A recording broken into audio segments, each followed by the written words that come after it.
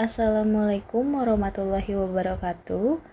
Pada video kali ini saya ingin membahas mengenai churn, dimulai dari pengertian churn, eksplorasi data, serta menangani churn itu sendiri. Sebelum mulai, izinkan saya untuk memperkenalkan diri.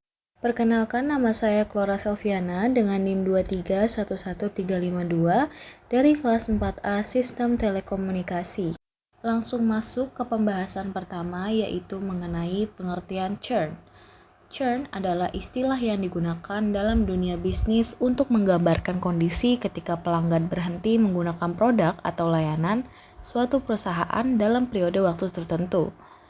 Secara umum, churn ini menunjukkan tingkat kehilangan pelanggan yang dapat terjadi karena berbagai alasan. Misalnya, dalam layanan berbasis langganan seperti Netflix atau Spotify, churn terjadi saat pelanggan membatalkan langganannya. Di bidang e-commerce, churn bisa berarti pelanggan tidak lagi melakukan pembelian dalam waktu tertentu atau beralih ke kompetitor. Churn sendiri dapat dibedakan menjadi dua jenis, yaitu voluntary churn dan involuntary churn. Voluntary churn terjadi ketika pelanggan secara sadar memilih untuk berhenti, biasanya karena ketidakpuasan, harga terlalu mahal, atau adanya alternatif yang lebih baik.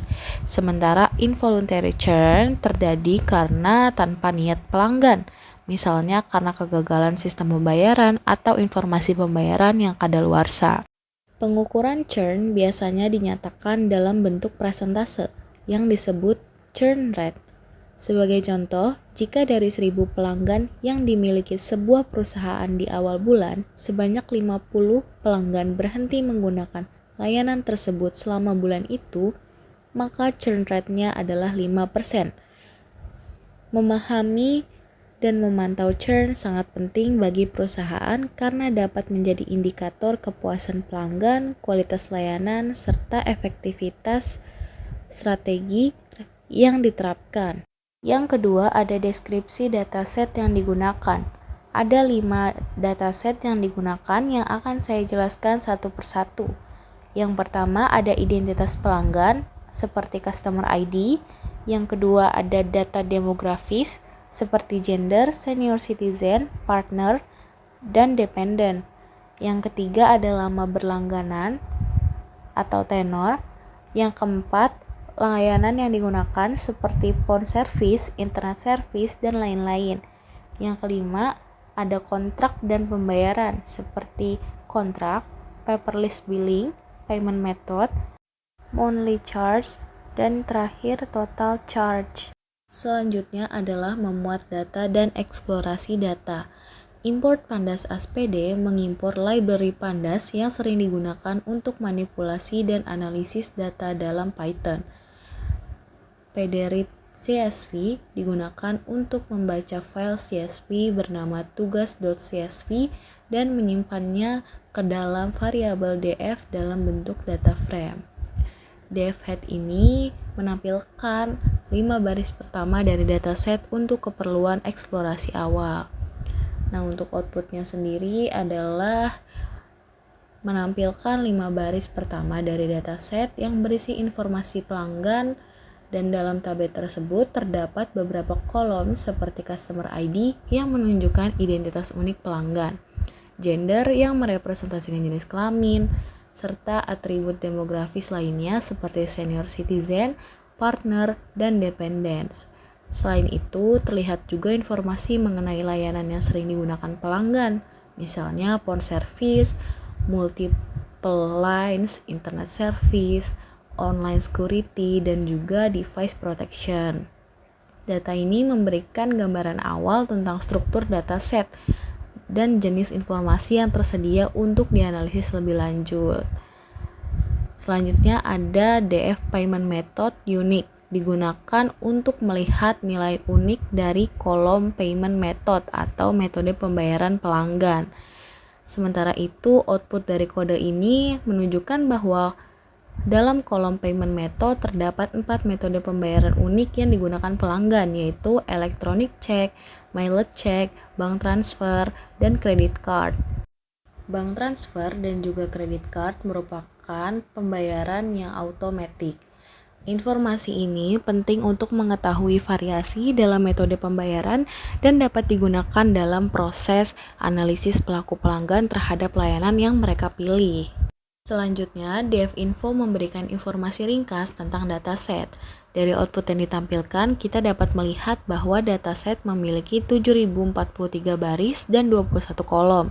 Setiap kolom ditampilkan bersama dengan jumlah data non-null dan tipe datanya. Mayoritas kolom bertipe objek yang berarti berisi data kategorikal atau string, sementara beberapa kolom seperti senior citizen, monthly charge, dan total charge memiliki tipe numerik, int 64 dan float 64. Informasi ini sangat penting untuk memahami tipe data yang akan diproses lebih lanjut, serta untuk mengidentifikasi apakah ada nilai yang hilang dalam dataset. Dalam hal ini, tidak ada nilai nol yang terdeteksi.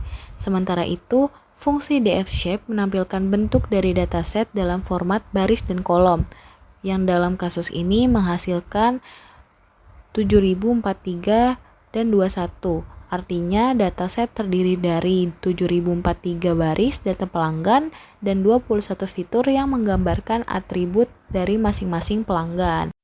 Kemudian, DFDescribe memberikan ringkasan statistik dari kolom numerik seperti senior citizen, tenor, dan monthly charge. DFDescribe include object digunakan untuk menganalisis kolom bertipe kategorikal. Output menunjukkan jumlah entry, jumlah nilai unik, nilai yang paling sering muncul, dan frekuensinya untuk setiap kolom. Dari DFDescribe, kita dapat melihat bahwa terdapat 3 kolom numerik utama, yaitu senior citizen, tenor, dan monthly charge. Kolom senior citizen menunjukkan bahwa hanya sekitar 16% pelanggan yang merupakan warga lanjut usia dengan nilai maksimum 1 dan nilai minimum 0. Untuk kolom tenor, rata-rata pelanggan telah berlangganan selama sekitar 32 bulan dengan rentang waktu dari 0 hingga 72 bulan. Sementara itu, kolom monthly charge menunjukkan bahwa rata-rata biaya bulanan pelanggan adalah sekitar 64,76 dengan variasi yang cukup besar, yaitu mulai dari 18,25 hingga 118,75. Selanjutnya, melalui fungsi DFDescribe include project, kita dapat menganalisis kolom-kolom bertipe kategorikal. Kolom gender terdiri dari 2 nilai unik, yaitu male dan female, di mana male merupakan nilai yang paling sering muncul.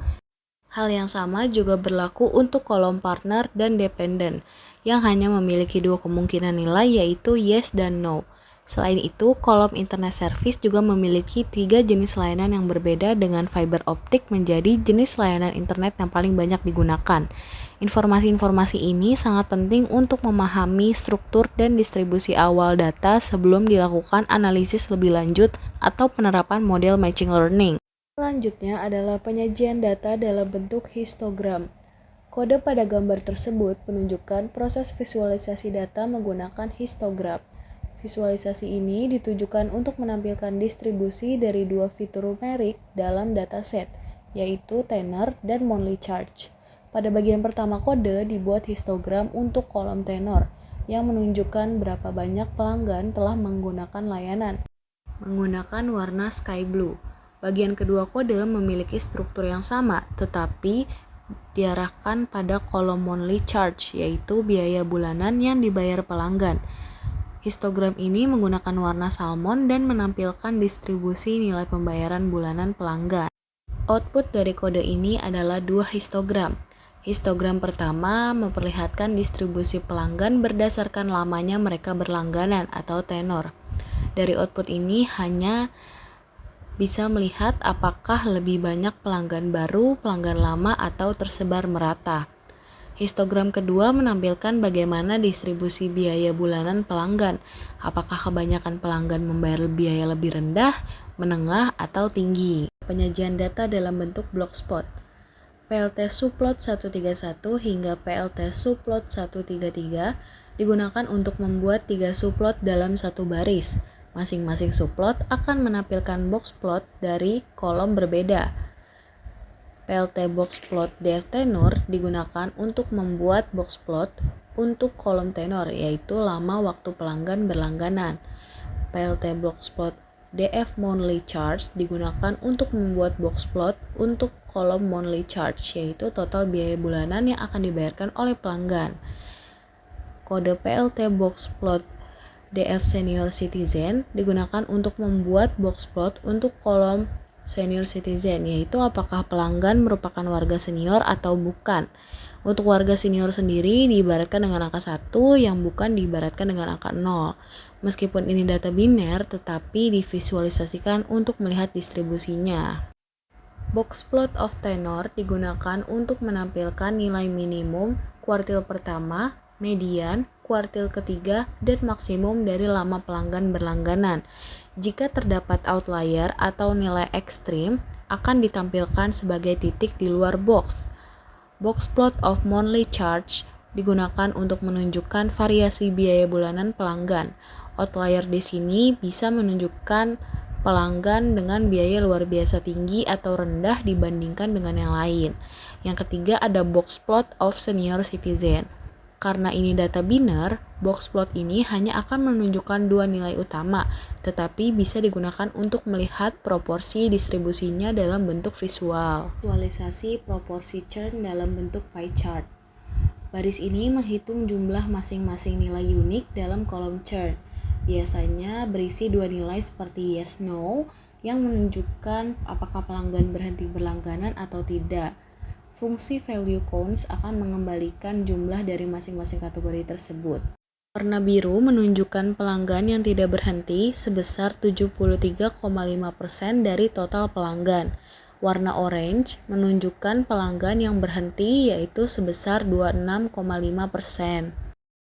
Selanjutnya adalah data cleansing dan transformasi data. Kode ini melakukan dua hal, yaitu mengecek seluruh elemen pada data frame dan mengembalikan true jika nilainya kosong, dan false jika tidak, dan menjumlahkan nilai true yang dianggap sebagai satu pada kolom, sehingga kita bisa mengetahui apakah jumlah missing values di tiap kolom. Ditampilkan dalam dua tabel vertikal di sisi kanan, setiap baris mewakili satu kolom dan dataset, dan angkanya menunjukkan jumlah nilai kosong pada kolom tersebut. Dari kode-kode ini melakukan pembersihan nilai kategori yang tidak relevan atau kelebihan dilakukan untuk kolom-kolom layanan pelanggan yang berhubungan dengan telepon dan internet dengan mengganti no phone service menjadi no internet service menjadi no. Dataset akan lebih konsisten dan bersih, hanya memiliki dua nilai untuk kolom-kolom layanan ini, yes atau no, sehingga mempermudah analisis statistik dan pemrosesan machine learning karena menggunakan jumlah kategori yang perlu ditangani. Eksplorasi churn terhadap variabel kategorikal. Import matplotlib digunakan untuk mengimpor pustaka visualisasi matplotlib, khususnya modul pplot, dan memberikan alias PLT. Kemudian membuat list fitur kategorikal yang cocok untuk analisis visual. Mengelompokkan data berdasarkan churn, dan fitur tersebut menggunakan size untuk menghitung jumlah pelanggan di tiap kombinasi, dan unstack yang digunakan untuk mengubah hasil group by agar cocok untuk plotting dari long menjadi wide formal. Yang pertama ada churn distribution by gender. Grafik menunjukkan distribusi churn berdasarkan jenis kelamin, male versus female. Jumlah pelanggan churn maupun tidak churn hampir seimbang antara pria dan wanita. Artinya, gender tidak memiliki pengaruh signifikan terhadap churn laki-laki dan perempuan. Churn distribution by partner. Grafik ini menunjukkan hubungan antara status memiliki pasangan dan churn. Pelanggan yang tidak memiliki pasangan memiliki tingkat churn lebih tinggi, sedangkan pelanggan yang memiliki pasangan lebih cenderung tidak churn, menunjukkan bahwa pelanggan dengan pasangan mungkin lebih stabil secara finansial. Churn distribution by dependent. Grafik ini menunjukkan hubungan antara memiliki tanggungan dan churn. Pelanggan tanpa tanggungan memiliki tingkat churn jauh lebih tinggi dibandingkan pelanggan yang memiliki tanggungan. Untuk perbandingannya sendiri, laki-laki dan perempuan churn seimbang, Tidak punya pasangan lebih rentan churn, dan tidak punya tanggungan jauh lebih rentan churn. Churn distribution by phone service. Grafik ini menunjukkan distribusi churn berdasarkan apakah pelanggan memiliki layanan telepon atau tidak. Sebagian besar pelanggan memiliki layanan telepon, baik yang churn maupun tidak. Namun, pelanggan tanpa layanan telepon lebih sedikit dan lebih sedikit juga yang churn. Selanjutnya ada churn distribution by multiple lines. Grafik ini mengeksplorasi apakah pelanggan memiliki multiple lines atau lebih dari satu sambungan telepon. Distribusi churn cukup seimbang antara pelanggan dengan dan tanpa multiple lines. Namun, pelanggan yang tidak punya layanan telepon jumlahnya lebih sedikit dan juga jarang churn. Yang ketiga ada churn distribution by internet service. Grafik ini membandingkan churn berdasarkan jenis layanan internet seperti DSL, fiber optik, dan tidak menggunakan internet. Di sini terlihat jelas bahwa penggunaan fiber optik memiliki tingkat churn paling tinggi dibandingkan pengguna DSL atau yang tidak punya layanan internet sama sekali. Untuk perbandingannya, mayoritas punya layanan churn serupa. Tingkat layanan churn mirip antara punya atau tidak punya multiple lines. Dan yang terakhir, pengguna fiber optik lebih rentan terkena churn. Churn distribution by online security. Grafik ini menampilkan jumlah pelanggan yang churn dan tidak churn berdasarkan ketersediaan layanan keamanan online. Pelanggan yang tidak memiliki online security cenderung lebih banyak churn dibandingkan dengan yang memiliki. Jumlah churn dengan online security jauh lebih kecil. Churn distribution by online backup. Distribution churn berdasarkan apakah pelanggan menggunakan layanan backup online atau tidak. Sama seperti sebelumnya, pelanggan yang tidak punya online backup lebih banyak churn, sedangkan yang memiliki backup churn-nya lebih rendah. Churn distribution by device protection. Ini menunjukkan apakah pelanggan memiliki perlindungan perangkat, dan pola serupa muncul mengakibatkan pelanggan tanpa device protection lebih rentan churn dibandingkan yang punya. Untuk perbandingan ketiganya adalah online security. Tanpa fitur ini, pelanggan lebih banyak churn. Backup online bisa dibantu retensi pelanggan. Dan yang terakhir, proteksi perangkat berkorelasi dengan churn rendah. Churn distribution by tech support. Grafik ini menunjukkan distribusi churn berdasarkan ketersediaan layanan dukungan teknis. Pelanggan tidak memiliki tech support cenderung lebih banyak churn, sedangkan yang memiliki layanan ini cenderung tetap bertahan. Selanjutnya, churn distribution by streaming TV. Grafik ini menggambarkan churn berdasarkan apakah pelanggan berlangganan layanan streaming TV. Perbedaan churn antara yang berlangganan dan tidak berlangganan tidak terlalu signifikan dibanding variabel sebelumnya. Churn distribution by streaming movies. Distribution churn berdasarkan layanan streaming film mirip dengan streaming TV. Tidak ada perbedaan mencolok antara pelanggan churn yang langganan dan tidak langganan. Untuk perbandingannya sendiri, tech support tanpa dukungan teknis churn tinggi. Tidak banyak perbedaan antara langganan dan tidak. Untuk streaming movies mirip streaming TV, layanan ini bukan penentu utama loyalitas. Selanjutnya, churn distribution by contract menunjukkan distribusi churn berdasarkan jenis kontrak pelanggan. Churn paling tinggi terjadi pada pelanggan dengan kontrak bulanan. Churn distribution by paperless billing. Distribusi churn berdasarkan apakah pelanggan menggunakan tagihan digital atau tidak. Pelanggan yang menggunakan paperless billing cenderung lebih banyak churn dibandingkan yang tidak. Yang ketiga, churn distribution by payment method. Distribusi churn berdasarkan metode pembayaran. Electronic check menjadi metode dengan jumlah churn tertinggi. Sementara itu, metode otomatis seperti transfer bank dan kartu kredit memiliki churn yang lebih rendah. Churn distribution by churn. Grafik ini memperlihatkan bahwa jumlah pelanggan yang churn dan tidak churn dalam dataset. Terlihat jelas bahwa jumlah pelanggan yang tidak churn berwarna biru jauh lebih besar dibandingkan yang churn orange. Tidak churn-nya ada sekitar 5.000 pelanggan dan churn-nya sekitar 1.800. Sekitar 25-30% pelanggan churn, sisanya bertahan. Kode ini menyaring baris-baris yang menunjukkan pelanggan yang melakukan churn. monthly charge sum, mengambil kolom biaya bulanan, lalu menjumlahkannya untuk semua pelanggan yang disaring. Dari total pendapatan sebesar $456.116, pelanggan yang churn berkontribusi lebih dari $139.000 atau 30%. Ini menunjukkan bahwa mereka adalah kelompok bernilai tinggi. Dari kode ini menampilkan hubungan antara lama berlangganan dan biaya bulanan. Pelanggan churn cenderung memiliki tenor yang pendek. Banyak pelanggan churn yang memiliki monthly charge tinggi.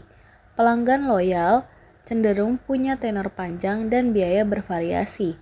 Churn summary digunakan untuk mengelompokkan data berdasarkan status churn, yes or no, menghitung rata-rata tenor dan rata-rata biaya bulanan untuk masing-masing kelompok. Pelanggan yang berhenti mempunyai tenor lebih pendek dan biaya bulanan lebih tinggi bisa dijadikan dasar untuk strategi retensi pelanggan. Pada kode ini menghasilkan boolean mask untuk tiap baris di mana nilai pada kolom streaming TV sama dengan no internet service. Tidak ada baris dalam data frame di mana kolom streaming TV bernilai no internet service, artinya semua pelanggan dalam data memiliki akses internet atau minimal mereka memiliki layanan TV streaming jika punya internet. Kemudian menampilkan semua baris di data frame yang nilai pada kolom streaming TV adalah no internet service. Tidak ada pelanggan tanpa layanan internet karena tidak ada nilai no atau no internet service pada internet service, sehingga kolom streaming TV tidak akan berisi no internet karena fitur ini hanya berlaku kalau pelanggan punya akses internet. Kode ini digunakan untuk mengecek semua nilai unik dalam setiap kolom dari data frame. Output yang dihasilkan dapat dilihat dalam PPT. Kode ini digunakan untuk mencari baris pada total charge yang tidak bisa dikonversi ke angka, menghitung rata-rata total churn dari data yang valid, hingga menghasilkan output yang tertera pada PPT. Selanjutnya menemukan semua kolom bertipe objek, lalu mengubahnya ke angka, contohnya yes 1 dan no 0. Semua nilai sekarang berupa angka in atau float. Kolom kategorikal seperti partner, phone service, dan lain-lain sudah diubah menjadi 0 atau 1. From sklearn digunakan untuk memisahkan data menjadi 80% data latih dan 20% data uji. Hasilnya empty data frame, artinya tidak ada missing value pada kolom total change. Y-train value digunakan untuk mengetahui label 0 jauh lebih banyak dibandingkan label 1. Ini menunjukkan adanya ketidakseimbangan yang bisa membuat model bisa mayoritas ke label 0. X-train digunakan untuk mengetahui jumlah data latih meningkat setelah proses resampling. Sekarang totalnya adalah 8.276 baris data, artinya kelas minoritas telah diperbanyak. Dari kode ini digunakan untuk menghasilkan data scientist dari kelas minoritas. Cocok digunakan saat jumlah sampel minoritas terlalu sedikit dibandingkan mayoritas. Sebelumnya, kelas 0 tidak churn sebanyak 4.138. Kelas 1 churn sebanyak 1.496. Setelah smooth, kelas 1 churn dinaikkan menjadi sama banyak dengan kelas 0. Hasilnya balanced dataset. Kode ini untuk melatih beberapa model machine learning pada dataset yang sudah seimbang dan membandingkan akurasi rata-rata tiap model menggunakan teknik k-fold cross. Dari kode ini melakukan 5 float cross validation. Tiap model diuji 5 kali dengan data train yang berbeda dari hasil split. Akurasi tiap fold disimpan dan dihitung rata-ratanya. Outputnya adalah nilai akurasi ini menunjukkan model mana yang paling efektif dalam memprediksi churn berdasarkan data seimbang. Untuk evaluasi model k-float, membagi data menjadi beberapa fold menggunakan model random forest untuk klasifikasi. Data akan dibagi menjadi 5 bagian. Looping dilakukan untuk training dan validasi secara bergantian. Model dilatih dan diuji di tiap fold, sehingga menghasilkan beberapa output seperti yang tertera dalam PPT. Akurasi cukup stabil di kisaran 81-82% pada semua fold. Dari kode ini dilakukan turning hyperparameter untuk model KNN menggunakan random search CV. mengevaluasi performa model terbaik berdasarkan akurasi dan menampilkan confusion matrix hasil prediksi pada data uji, sehingga menghasilkan output seperti yang tertera pada PPT. Dari kode ini, meskipun KNN telah dioptimasi dengan hypermeter tuning, hasilnya masih kalah performa dibanding random forest. Kelemahan utama KNN di sini adalah tingginya false positif yang dapat menyebabkan banyak kesalahan deteksi pada kelas 1, sehingga menghasilkan output yang tertera pada PPT. Kode ini melakukan evaluasi performa model KNN dengan parameter tetap, serta melakukan evaluasi 5-fold cross-validation, menampilkan confusion matrix untuk masing-masing fold dan menghitung mencetak akurasi di setiap fold dan akurasi rata-rata. Model ini cukup konsisten dengan akurasi di kisaran 79-81%. Output yang dihasilkan dapat dilihat dalam PPT.